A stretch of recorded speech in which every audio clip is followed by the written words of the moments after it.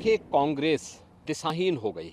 UPA सरकार के समय यही दुर्भाग्यपूर्ण स्थिति देखने को मिली थी। भगवा आतंकवाद के नाम पर भारत की सनातन संस्कृति को अपमानित करने का प्रयास किया था। उस सरकार में आतंकवाद से, उग्रवाद से या नक्सलवाद से लड़ने की इच्छा शक्ति नहीं थी। देश में अराजकता थी, अव्यवस्था थी। देखिए, कांग्रेस जो देश का सबसे पुराना राजनीतिक दल है, दुर्भाग्य से आज़ादी के बाद वह दिशाहीन हो गई और आज तो वह नेतृत्व विहीन भी हो गई। ये दिशाहीनता का ही दुष्परिणाम है कि कांग्रेस पार्टी के तमाम नेताओं ने लगातार भारत की सभ्यता और संस्कृति को कोसने, अपमानित करने और सनातनता को हर प्रकार से बदनाम करने के कुत्सित प्रयास किए हैं। यूपीए सरकार के समय यही दुर्भाग्यपूर्ण स्थिति देखने को मिली थी, जब कांग्रेस के एक वरिष्ठ नेता ने और उस समय के केंद्रीय गृह मंत्री ने भगवा आतंकवाद के नाम पर भारत की सनातन संस्कृति को अपमानित करने का प्रयास किया था और दुनिया के सामने बदनाम करने का भी कुत्सित चेष्टा की थी। यह हर व्यक्ति जानता है कि कांग्रेस की नीतियां देश के अंदर आतंकवाद और नक्सलवाद का कारण बनी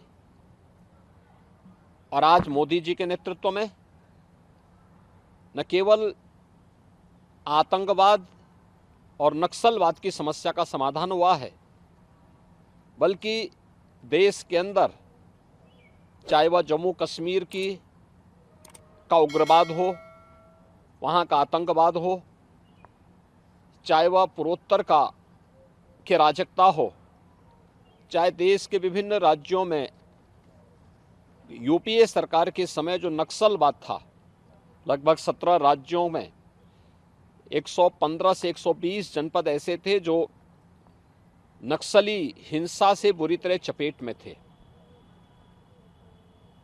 उस सरकार में आतंकवाद से, उग्रवाद से या नक्सलवाद से लड़ने की इच्छा शक्ति नहीं थी। यही कारण था कि देश में अराजकता थी, अव्यवस्था थी।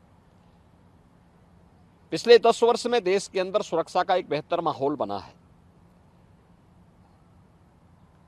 आतंकवाद की जड़ जम्मू कश्मीर में धारा 370 को मोदी जी के नेतृत्व में, गृह मंत्री अमित शाह जी के नेतृत्व में पूरी तरह समाप्त करते हुए जम्मू कश्मीर को विकास की मुख्य धारा के साथ जोड़ने का कार्य किया गया। पूर्वोत्तर के राज्यों का जो उग्रवाद था, जो अराजकता थी, उसको कंट्रोल करके उन्हें राष्ट्र की मुख्य धारा के साथ जोड़ने में सफलता प्राप्त हुई। नक्सलवाद जो यूपीए सरकार के समय 120 के आसपास जनपदों में फैले हुए थे, 17 राज्यों में, आज उसको नियंत्रित करते हुए देश के एक आध राज्य में 2-3 जनपदों तक मात्र सीमित होकर के रह गया है और हमारा विश्वास है कि बहुत शीघ्र यहां से भी नक्सलवाद का अंत होगा। कांग्रेस की सरकार भारत की सनातन सभ्यता और संस्कृति को अपमानित करती थी, उसको बदनाम करती थी।